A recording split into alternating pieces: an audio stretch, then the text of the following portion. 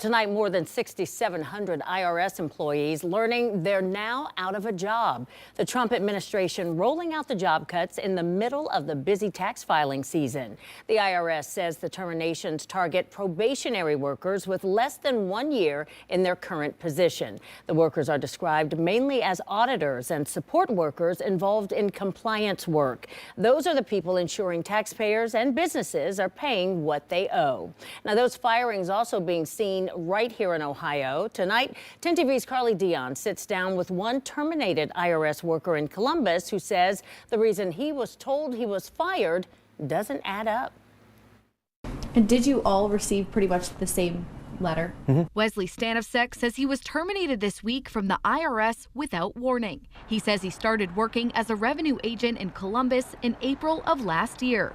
So I was responsible for auditing the tax returns of the wealthiest individuals and their enterprises in the United States. Stanovsek says more than a dozen people in his office were let go. They each were notified on Wednesday they would need to turn in their equipment Thursday morning.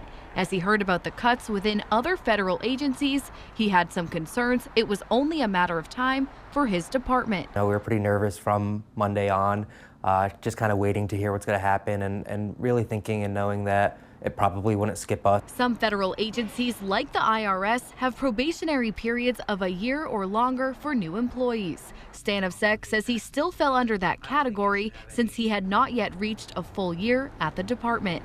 He says he and the others who were let go were all in probationary periods. Very frustrating and very difficult to come to grips with. What has Stanovsek most frustrated is the language of the termination notice, claiming performance issues are to blame. It does say negative performance, despite, for myself and a lot of federal employees, only overwhelmingly positive previous employment reviews. And he has those reviews to back it up. Interprets and applies tax laws appropriately, displays knowledge of comprehensive tax laws, regulations, policies, and procedures, completes research effectively. Claims of poor performance can be found in many of the termination notices sent to federal employees across the country. During a press briefing at the White House Friday, the director of National Economic Council was asked about it. So you're saying that everybody who's being let go was doing a bad job? I'm saying that we're studying every agency and deciding who to let go and why. And we're doing so very rationally with a lot of support from analysis. Stanovsek hopes in sharing his story, it will stop the spread of misinformation on what's really happening. There's a lot that a lot of people don't know, so whatever might happen, I think it's worth sharing the truth. These cuts are part of the Department of Government Efficiency and President Trump's commitment to reducing federal waste. Carly Dion, 10 TV News.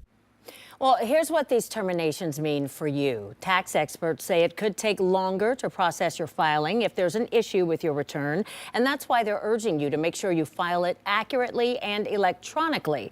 Experts also warn that if staffing cuts don't impact the process, there's the potential for a government shutdown next month that could create more problems.